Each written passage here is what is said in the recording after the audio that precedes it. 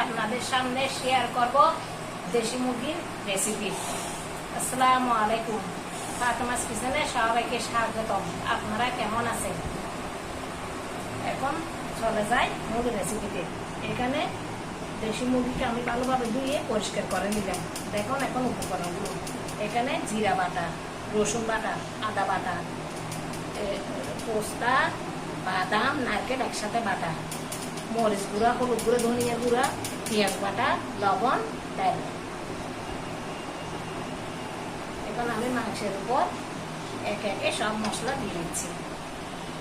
এখানে 1 চামচ জিরা বাটা, 1 চামচ রসুন বাটা, 1 চামচ আদা বাটা, এখানে নারকেল, বাদাম, কাঠবাদাম একসাথে বাটা,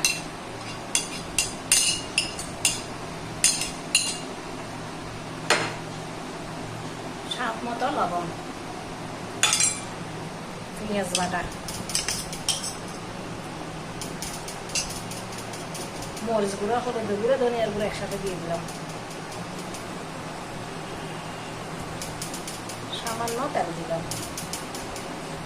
ভালোভাবে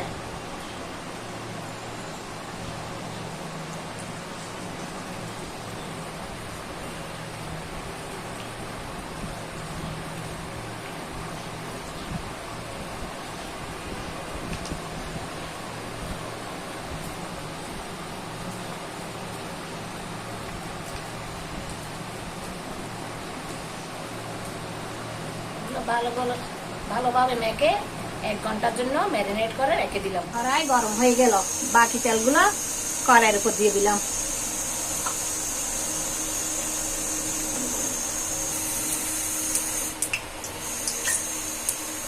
তেল গরম হয়ে গেল, এর উপর 4-5টা দালচিনি, 2-3টে তেজপাতা, 2টা পেঁয়াজ কুচি দিয়ে দিলাম।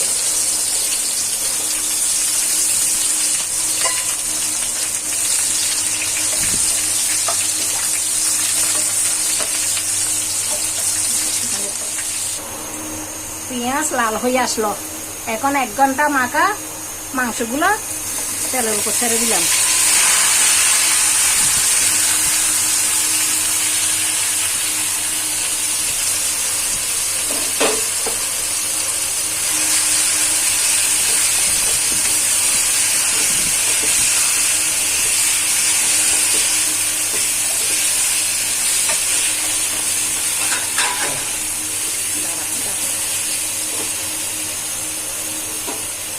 এখন 5 মিনিটের জন্য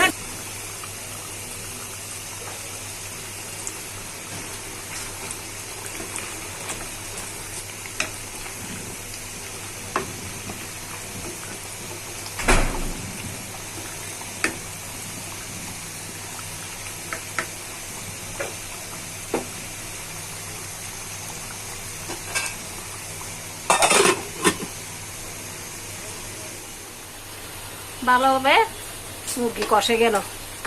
এখন 1 মগ পানি দিয়ে দিচ্ছি।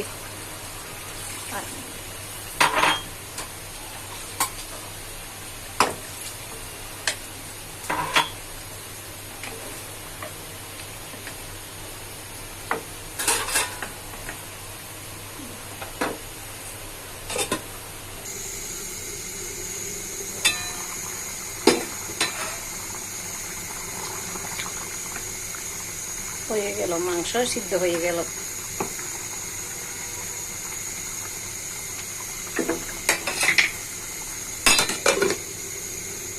কেমন লাগলো আমার রেসিপিটা?